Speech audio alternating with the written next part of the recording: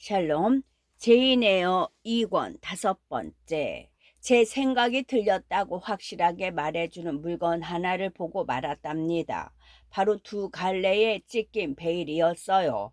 나는 로체스터 씨가 몹시 놀라 몸을 부르르 떠는 것을 보았다. 그가 갑자기 소리쳤다. 오, 감사합니다. 지난밤 무시무시한 무언가가 당신 방에 들어갔지만 해를 입은 것은 베일뿐이라니 큰일을 당할 뻔했다고 생각하면 소름이 돋는구려. 그가 숨을 가쁘게 몰아쉬며 쉬는 바람에 나는 숨쉬기가 힘들었다. 그렇게 말없이 몇 분 정도 있다가 그가 다시 명랑하게 말했다. 제인, 내가 다 설명하리다. 그건 반은 꿈이요, 반은 현실이요. 당신 방에 들어간 사람이 여자라면 의심할 것 없이 그건 그레이스 폴일 것이요. 언제가 당신도 그 여자가 이상하다고 하지 않았소. 당신도 익히 보아왔으니 그렇게 말한 거지. 그 여자가 나와 메이슨에게 무슨 짓을 했지? 당신이 비몽사몽일 때 그 여자가 들어온 거야. 잠결에 그녀의 모습이 마귀처럼 보인 거지. 헝클어진 긴 머리칼과 검게 부어오른 얼굴, 큰 덩치는 모두 환영 속에서 만들어낸 거요. 앙심을 품고 베일을 찢은 것은 사실이고 그런 짓을 하고도 남지. 당신은 어떻게 그런 여자를 집에 두느냐고 묻고 싶을 것이요. 우리가 결혼해서 1년이 지나면 그때 설명하리이다. 하지만 지금은 할 수 없소. 제인, 이 정도로 만족할 수 없을까? 내 말을 믿어주겠소. 나는 깊이 생각해 보았다. 만족스럽지는 않지만 그 누구도 그렇게밖에 설명할 수 없을 것 같았다. 나는 그를 기쁘게 해주기 위해 안심한 듯 보이려고 애썼다. 사실 마음이 조금 놓이기는 했다. 나는 흡족한 표정으로 웃으며 대답했다. 네. 그리고 1시가 넘은 지 꽤 되어 내 방으로 돌아가려고 했다. 소피는 아델 방에서 함께 자나? 내가 가지고 갈 조에 불을 붙이자 그가 물었다. 네, 그럼 오늘 밤은 아델과 함께 자요. 아델의 침대가 작긴 해도 당신이 누울 자리는 있을 거요. 당신은 지금 그 일 때문에 신경 과민 상태이니 혼자 자지 않는 게 좋겠소. 그러겠다고 약속해요. 네, 그럴게요. 방에 들어가면 문을 꼭 잠가요. 그리고 2층에 올라가면 내일 제 시간에 꼭 깨워달라고 부탁하는 척하면서 소피를 깨워요. 내일 8시 전에 드레스를 입고 아침 식사까지 끝내야 하니까. 이제 우울한 생각은 절대 하지 말아요. 쓸데없는 걱정도 하지 말고. 제인, 몹시 부드러운 바람이 부는구려. 유리창을 두들기던 빗소리도 그쳤고 이제 좀 봐요. 정말 아름다운 밤이요. 그가 커튼을 치며 말했다. 하늘의 절반은 맑은 구름 한 점 없었다. 정말 아름다운 밤이었다. 구름은 때맞춰 서풍으로 바뀐 바람에 밀려 긴 은색 대형을 이루며 동쪽으로 흘러갔다. 달은 평온한 빛을 비췄다. 나의 제인, 이제 기분이 어떻소? 로체스터 씨가 개묻듯이 내 눈을 보며 물었다. 고요한 밤이에요. 제 마음도 그렇고요. 오늘 밤 당신은 이별이나 슬픈 꿈이 아닌 행복한 사랑과 축복받은 결혼을 꿈꿀 거요. 그러나 이 예언은 반밖에 들어맞지 않았다. 나는 슬픈 꿈도 행복한 꿈도 꾸지 않았다. 잠을 이루지 못했기 때문이다. 나는 어린 아들을 안고 평화롭게 잠든 천진난만한 아이의 모습을 바라보며 해가 뜨기를 기다렸다. 내 몸의 모든 세포가 깨어 있었다. 나는 해가 뜨자마자 곧바로 일어났다. 지금도 그때 아델이 내게 꼭 달라붙었던 기억이 난다. 나는 내 목을 감고 있는 그 애의 작은 손을 풀었다. 나도 모르게 이상한 감정에 사로잡혀 눈물을 흘리고 말았지만 고요히 잠든 그 애가 깰까봐 얼른 자리를 떠났다. 그때 어린 아델은 내 과거를 상징하는 것 같았다. 그리고 내가 화려하게 차려입고 만나러 가려는 그분은 두려운 마음으로 갈망하던 내 미래를 상징하는 듯했다. 제26장 7시가 되자 옷을 입혀주러 소피가 왔다. 그녀는 무척이나 꾸물거렸다. 너무 오래 걸리자 로체스터 씨가 기다리지 못하고 사람을 보내 왜 빨리 내려오지 않느냐고 물었다. 그때 소피는 수도 놓지 않은 민무늬의 하얗고 네모난 비단 레이스 베일을 내 머리에 씌워 브로치로 꽂고 있었다. 그 일이 끝나자 나는 불이 나게 그녀의 손에서 벗어났다. 잠깐 거울 좀 봐요. 한번 보셔야죠. 소피가 프랑스어로 소리쳤다. 나는 문간에서 돌아섰다. 긴 드레스를 늘어뜨리고 베일을 쓴 모습이 평소 같지 않아서 몹시 낯설어 보였다. 제인. 나를 부르는 소리를 듣고 나는 황급히 내려갔다. 계단을 내려가자 로체스터 씨가 나를 맞아 주었다. 느림보, 마음이 조급해서 내 속에 불이 날 지경인데 이렇게 꾸물거리다니. 그는 나를 식당으로 데리고 가서 머리끝에서 발끝까지 찬찬히 살펴보고는 말했다. 백합처럼 아름다워. 내 인생의 자랑이자 내 눈의 기쁨이요. 그렇게 말한 후 그는 10분 만에 아침 식사를 마쳐야 한다며 종을 울렸다. 최근 고요한 하인이 들어왔다. 존은 마차를 준비하고 있나? 네, 주인님. 짐은 내려놓았고 지금 내려놓고 있습니다. 자네는 지금 교회에 가서 우드 목사와 서기가 왔는지 알아보고 오게. 알다시피 교회는 정문 가까이에 있었다. 하인은 곧 돌아와서 말했다. 우드 씨는 법의를 입고 법의실에 계십니다. 그럼 마차는 마구를 달고 있습니다. 교회에 갔다 오기 전에 준비를 다 끝내야 해. 상자와 짐을 다 실어서 끈으로 잘 메어놓고 마부는 자리에 앉아 대기하고 있어야 한다고. 잘 알겠습니다. 제인, 당신은 준비 다 됐소? 나는 일어났다. 신랑 신부의 들러리도 안내를 도와줄 친척도 없었다. 그저 로체스터 씨와 나뿐이었다. 홀을 지나갈 때 그곳에 서 있는 페어팩스 부인을 만났다. 나는 그녀와 몇 마디 나누고 싶었다. 그러나 내 손은 무쇠 같은 손에 붙들려서 끌려가고 있었다. 로체스터 씨는 어떠한 일이 있어도 단 1분도 지체할 수 없다는 표정이었다. 다른 신랑도 그와 같을까? 이렇게 하나의 목적에 심취해 무서우리만큼 결의에 불타는 눈빛일까? 단호한 눈썹 아래로 눈빛이 이글이글 타는 것일까? 그날 날씨가 개었는지 흐렸는지 기억나지 않는다. 마차길을 내려가면서 나는 하늘과 땅을 보지 않았다. 나의 눈은 마음과 함께 로체스터 씨의 몸속으로 들어가 버린 듯했다. 그의 곁에 서서 걸어가면서 그가 무서우리만큼 강렬한 시선으로 바라보는 눈에 보이지 않는 그 무언가를 나도 보고 싶었다. 그가 과감히 맞서고 있는 생각이 무엇인지 느껴보고 싶었다. 교회의 뜰로 이어진 샘문으로 들어섰을 때 그가 발길을 멈췄다. 그는 내가 숨이 차서 힘들어하는 것을 알아챘다. 내 사랑이 너무 잔인했나 보군, 제인. 잠시 쉬었다 갑시다. 나한테 기대요. 내 앞에 고요히 솟은 오래된 잿빛 하느님의 전당, 그 뾰족한 탑 주위를 맴도는 땅까마귀 한 마리와 저 건너편에 펼쳐진 붉은 아침 하늘이 아직도 기억난다. 또 불로 뒤덮인 푸른 무덤도 기억난다. 그리고 낯선 사람 둘이 나지막한 언덕을 걸으면서 이끼 낀 비석들에 새겨진 비문을 입고 있던 모습도 떠오른다. 그들이 눈에 띈 것은 우리를 보자 교회 뒤로 돌아가 버렸기 때문이다. 나는 그들이 교회 복도로 들어가리라 생각했다. 우리 결혼식에 증인이 되어주려고 말이다. 로체스터 씨는 내 얼굴을 살피느나 그들을 보지 못했다. 그때 잠시 내 얼굴이 핏기 없이 창백했기 때문이다. 이마가 땀에 젖고 뺨과 입술이 차가웠다. 잠시 후 내 기분이 나아지자 그가 나를 데리고 천천히 교회 현관 앞으로 걸어갔다.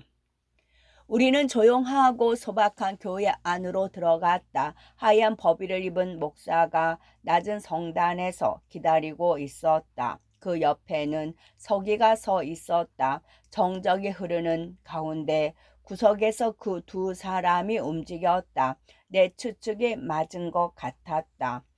낯선 두 남자는 우리보다 먼저 교회에 들어와 있었다. 그들은 우리를 뒤로 한 채 로체스터 가의 납골당 옆에서 난간 너머로 오랜 세월의 때가 묻은 대리석 묘비를 바라보았다. 그 묘비에 새겨진 무릎을 꿇은 한 전사가 17세기의 내전 당시 찰스 1세와 영국 의회가 지휘하는 군대의 전쟁, 내전 당시 마스턴 무어에게 전사한 데이머 드 로체스터와 그의 아내 엘리자베스의 유해를 지키고 있었다. 우리는 성당 앞 성찬대 난간 앞에 섰다. 나는 등 뒤에서 신중하게 걸어오는 발소리에 뒤돌아보았다. 낯선 사람 중 하나가 분명히 신사였다. 성단 쪽으로 걸어왔다. 드디어 예식이 시작되었다. 목사는 결혼의 의미를 설명하고 나서 한 걸음 앞으로 나아가 로체스터 시 쪽으로 살짝 몸을 숙이고 말했다. 나 그대들에게 요구하고 명하노라. 어느 누구든 이 결혼이 합법적으로 이루어질 수 없는 어떤 장애가 있다면 이를 숨기지 말고 만인의 마음속 비밀이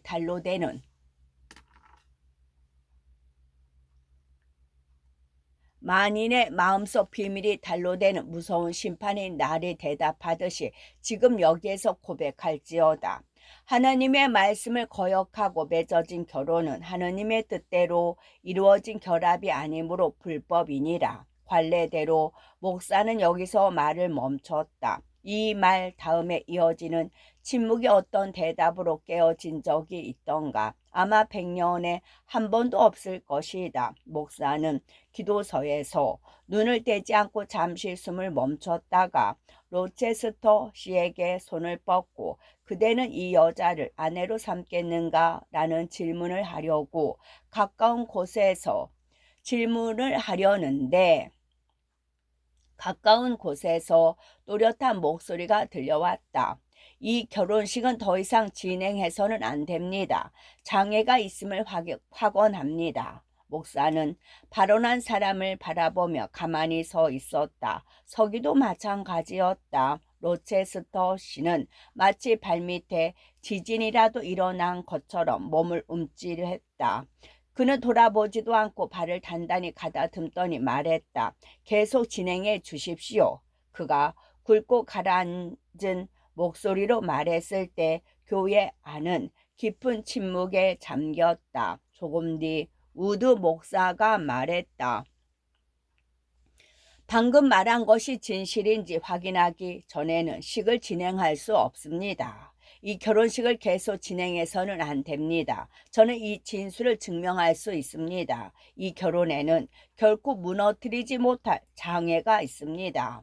등 뒤에 목소리가 말했다. 로체스터 씨는 이 말을 듣고도 전혀 동요하지 않았다. 내 손을 꽉 잡은 채 꼼짝달싹하지 않고 서 있었다. 어쩜 그리도 뜨거운 손으로 억세게 잡고 있었던가. 그 순간 그의 창백하고 단단한 넓은 이마는 마치 깎아놓은 대리석 같았다. 조심스럽게 가만히 살피는 눈빛은 광기로 폭발할 듯한 감정을 억누르며 번뜩이고 있었다. 우드 씨가 몹시 당황한 듯 물었다. 그 장애가 무엇입니까? 혹시 없앨 수 있는 건가요? 설명하면 해결되는 것이겠지요? 뒤에서 말하던 사람이 앞으로 나오더니 난간에 기대며 말했다. 아닙니다.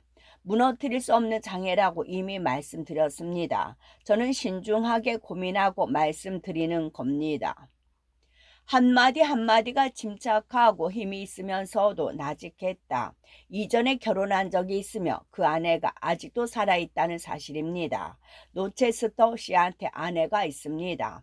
천둥 소리에도 결코 몸을 떨어 본 적이 없던 내 신경이 그 낮은 목소리에 부르르 떨렸다. 그 한마디에 서리빨이나 불꽃으로도 표현할 수 없는 격한 감정이 솟구쳤다. 그러나 마음을 단단히 먹고 있어서 기절하지는 않았다. 나는 노체스터 씨의 얼굴을 쳐다보았다.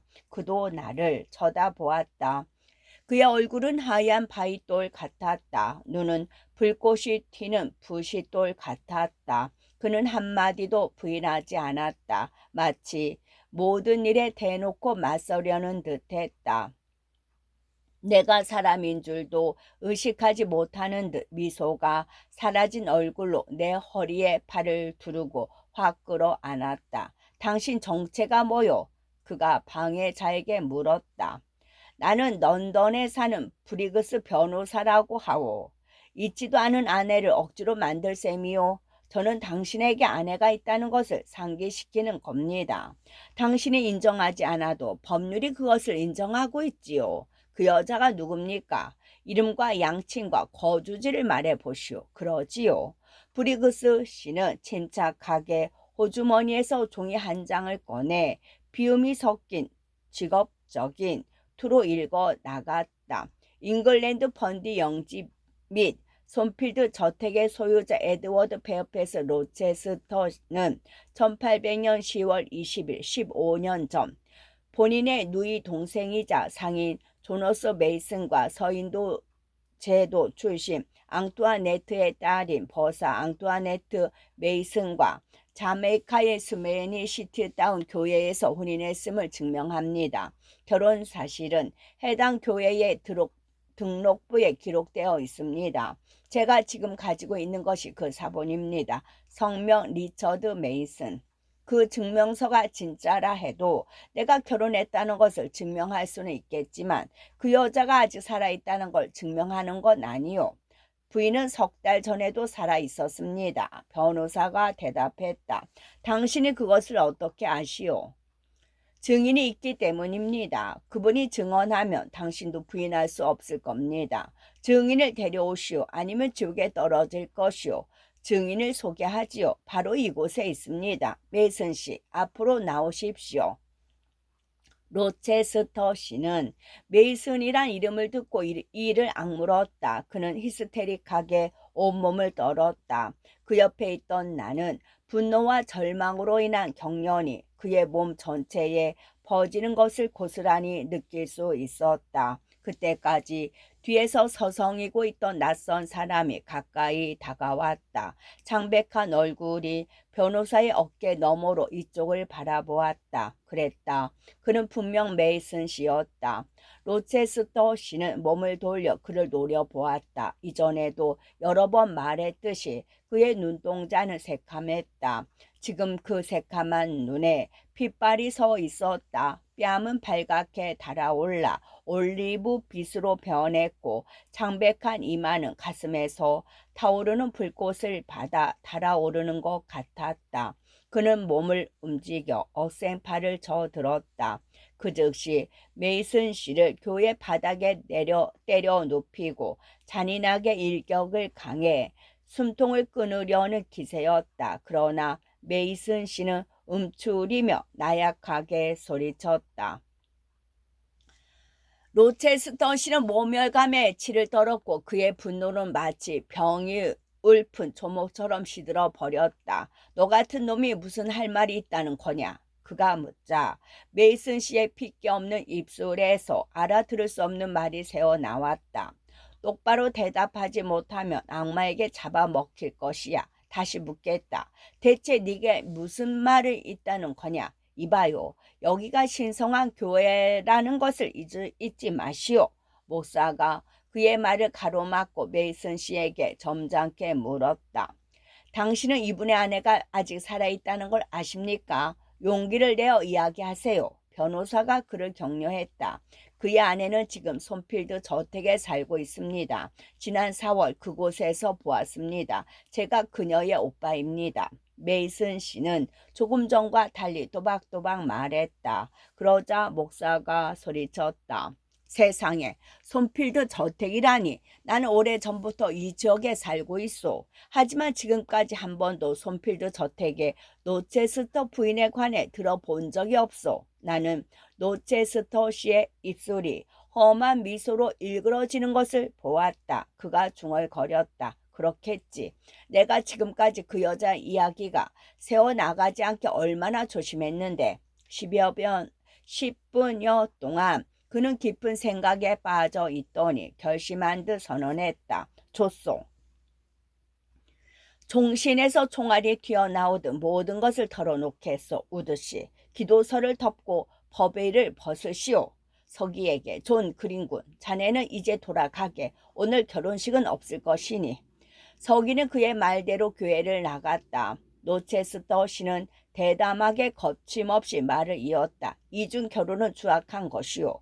그런데도 나는 이중 결혼을 하려고 했소. 그러나 운명은 내 계획을 엉망으로 만들었소. 아니면 나를 가로막는 것이 하느님의 뜻인지도 모르지. 아마 후자이겠지. 나는 이 순간 악마가 다름없는 인간이오. 나는 이 순간 악마나 다름없는 인간이요. 여기 계신 목사님께서 말씀하시겠지만 하느님의 가장 혹독한 심판, 즉 영원한 불길과 죽지 않은 구더기가 들끓는 지옥에 떨어져 마땅한 사람이요. 여러분, 내 계획은 무너졌습니다.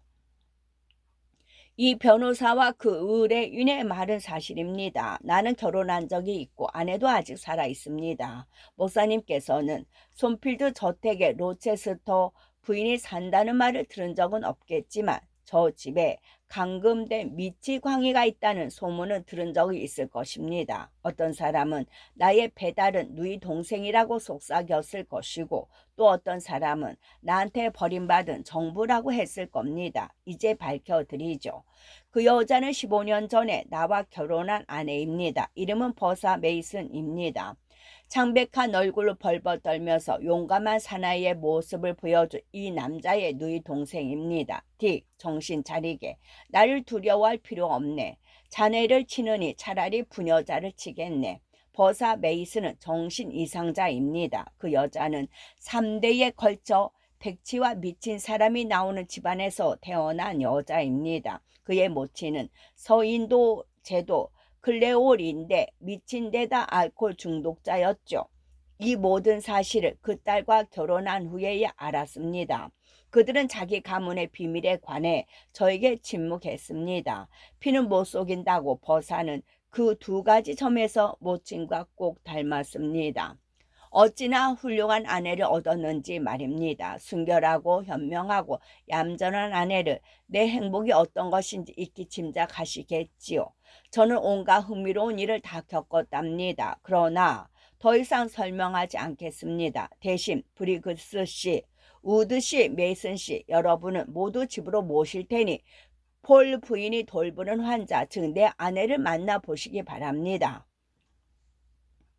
내가 저들의 꿰매에 넘어가 어떤 사람을 아내로 맞아들였는지 보여드릴 테니 내가 혼인 약속을 어기고 적어도 인간적인 동정을 구할 권리가 있는지 없는지 판단해 주시기 바랍니다. 그리고 이 아가씨는 그가 나를 보며 말했다. 목사님과 마찬가지로 구역질 나는 이 비밀에 대해 전혀 모릅니다. 이 아가씨는 올바르고 합법적인 결혼을 믿었습니다. 그래서 미친 짐승 같은 여자한테 사기 결혼을 당하고 족쇄가 채워진 이 가련한 남자, 그 남자와 가짜 결혼을 할 뻔했다는 것을 꿈에도 모르고 있었습니다. 여러분 따라오십시오. 그는 내 허리를 끌어안은 채 교회를 나왔다. 신사 셋이 우리 뒤를 따라왔다. 저택 현관 앞에 도착했을 때 우리는 기다리고 있는 마차를 발견했다. 존, 마차를 다시 차고에 넣어두게. 오늘은 쓸 일이 없을 거야. 노체스터 씨가 묵뚝뚝하게 말했다.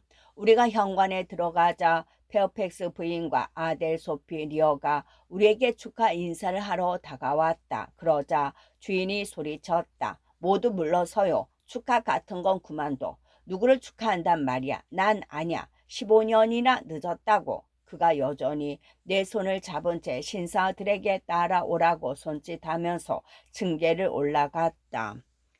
모두 따라왔다. 우리는 2층으로 올라가 복도를 지나 3층으로 갔다. 로체스터 씨는 큰 열쇠로 나지막하고 검은 문을 열고 들어갔다. 큰 침대와 그림이 새겨진 옷장이 있고 카펫이 깔린 방이었다. 메이슨, 자네는 이 방에 들어와 본 적이 있지. 바로 그녀가 자네를 물어뜯고 찔렸던 곳이야. 안내자가 말했다. 그가 벽에 들여온 장막을 걷자 다른 문이 나타났다. 그가 문을 열자 창문이 전혀 없는 방에 높고 단단한 절망에 둘러싸여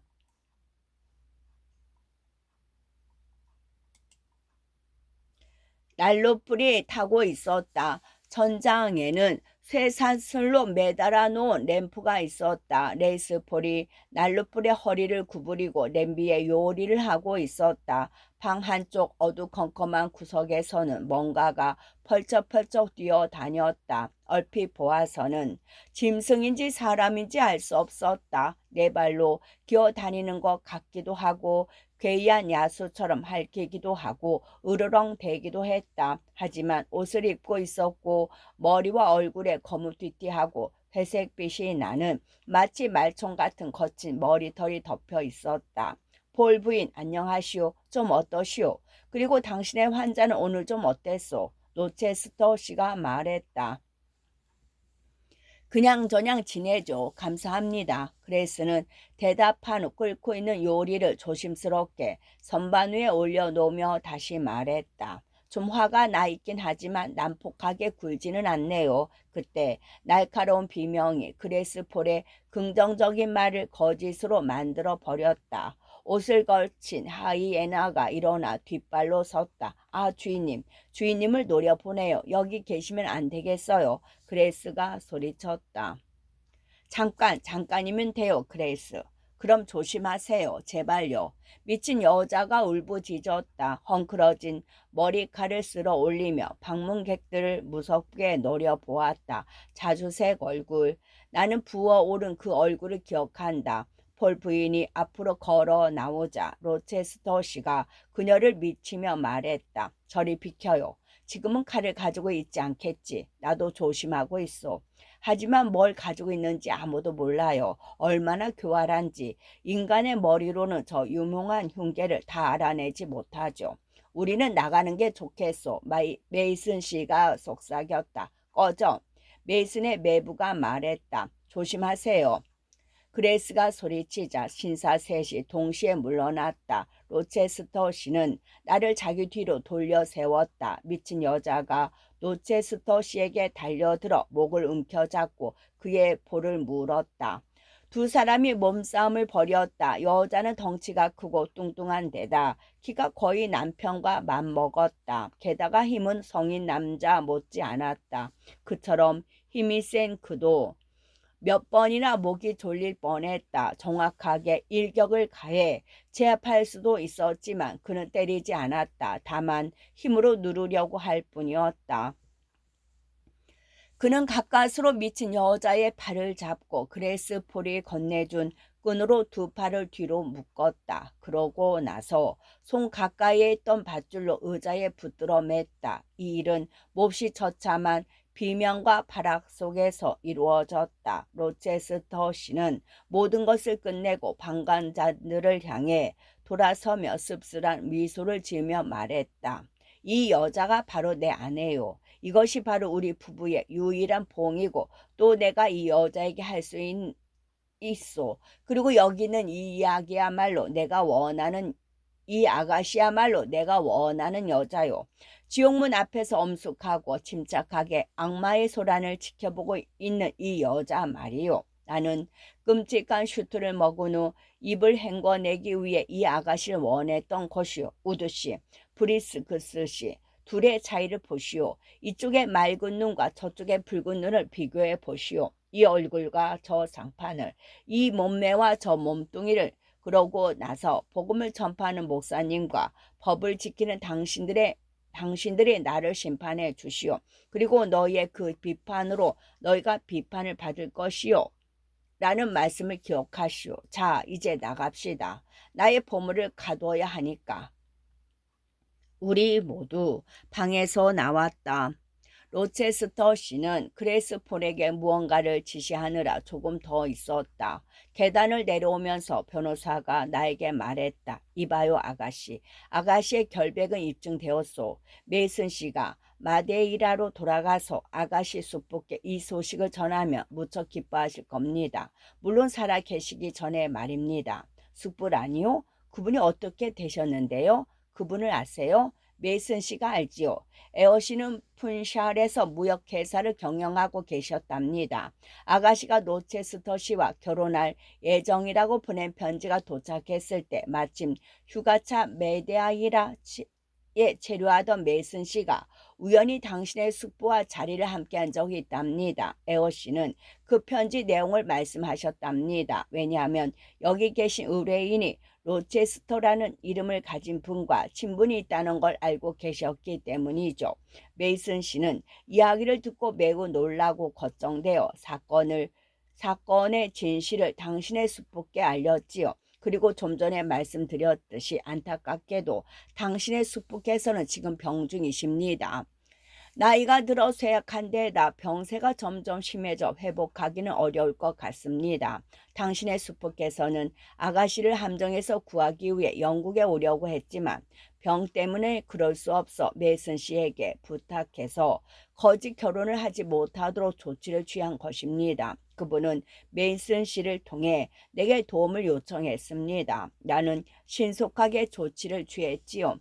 다행히 너무 늦지 않아서 감사할 따름입니다. 아가씨도 이제 마음이 놓이겠죠. 당신이 마데아라에 도착할 때까지 당신의 수프께서 돌아가시지 않는다는 것이 확실하다면 메이슨 씨와 함께 가보라고 권하겠지만 사정이 여의치 않으니 에어씨로부터 직접 혹은 메이슨 씨로부터 에어씨에 관한 소식이 올 때까지 기다리는 게 낫겠군요. 그리고 그는 메이슨 씨에게 물었다.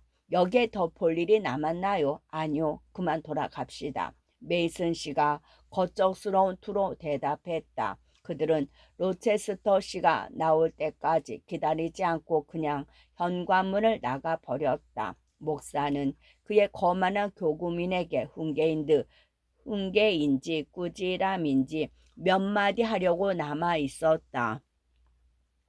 목사도 소임을 다한 뒤 곧바로 돌아갔다. 나는 내 방으로 돌아가 반쯤 문을 열고 서서 목사가 돌아가는 소리를 들었다. 모두 돌아가자. 나는 아무도 들어오지 못하게 빗장을 걸었다. 나는 울지도 않고 슬퍼하지도 않고 여전히 침착하게 손이 가는 대로 웨딩 드레스를 벗고 어제 마지막이라고 생각하며 입었던 모직 옷으로 갈아입고 의자에 앉았다. 기력이 떨어져 몹시 피곤했다. 탁자에 괜 두 팔에 머리를 얹고 생각했다. 지금까지는 그저 시키는 대로 듣고 보고 움직였을 뿐이었다. 이끄는 대로 끌려다녔을 뿐이었다. 잇따른 사건과 꼬리를 물고 드러나는 비밀을 그저 보고만 있었다. 그러나 이제는 스스로 생각해 보았다. 이날 아침은 매우 조용했다. 미친 여자가 일으킨 짧은 소동을 제외하고는 모든 것이 조용했다.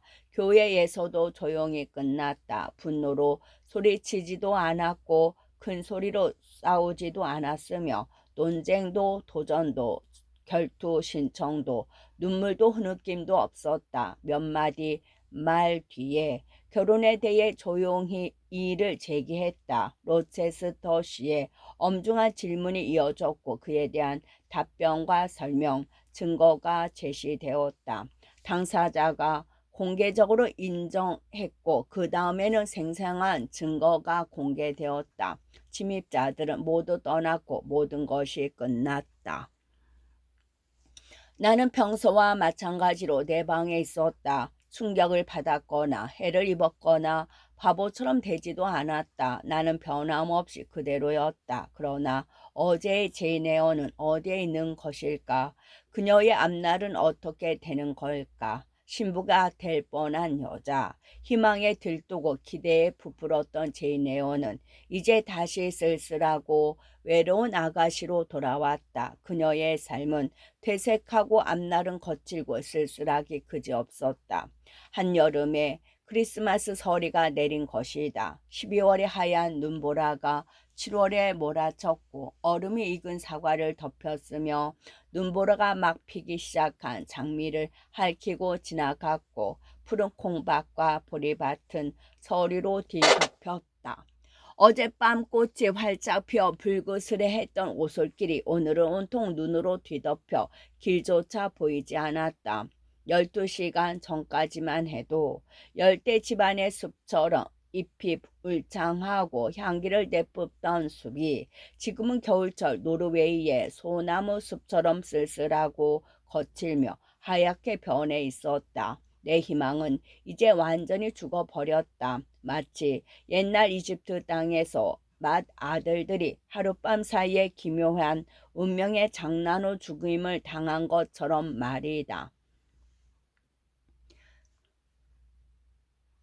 나는 어제까지 찬란하게 피어나던 내 희망을 생각해 보았다. 그것은 이제 다시는 깨어날 수 없는 차디차게 굳어버린 검푸른 실신이 되어 누워 있었다. 나는 나의 사랑을 생각해 보았다. 내가 그에게 바쳤던, 그리고 그가 나에게 주었던 사랑을. 그것은 병에 걸려 차가운 요람에 고통스럽게 누워있는 어린애 같았다. 하지만 이제 로체스 그의 품에서 따사로운 체온을 느낄 수 없었다. 아, 이제 다시는 그를 사랑할 수 없었다. 믿음이 깨지고 신뢰가 무너졌을까? 이제 로체스터 씨는 어제의 로체스터 씨가 아니었다. 왜냐하면 내가 지금까지 생각하던 그가 아니었으니까. 나는 그의 부도덕한 행동을 책망하고 싶지 않았다. 나를 배신했다고 말하고 싶지 않았다. 그러나 더 이상 그가 한 점 거짓 없이 진실하다고 할 수 없었다. 나는 그를 떠나야 한다는 것을 잘 알고 있었다. 그러나 언제, 어떻게 어디로 가야 할지 몰랐다. 그러나 그는 하루라도 빨리 나를 손필드에서 떠내보내고 싶을 것이다. 그는 나에 대해 진정한 애정을 품고 있지 않았다. 그저 일시적인 열정일 뿐이었다. 그것이 무너진 지금 더 이상 그는 나를 필요로 하지 않을 것이다. 이제 그의 앞을 지나가서는 안 된다. 그는 분명히 나를 보고 싶지 않을 것이다. 아, 어쩜 그리도 눈이 멀었던가. 어쩜 그리도 무력하게 행동했던가. 나는 두 눈을 가리고 눈을 감았다. 어둠이 소용돌이 치며 내 주위를 둘러쌌다.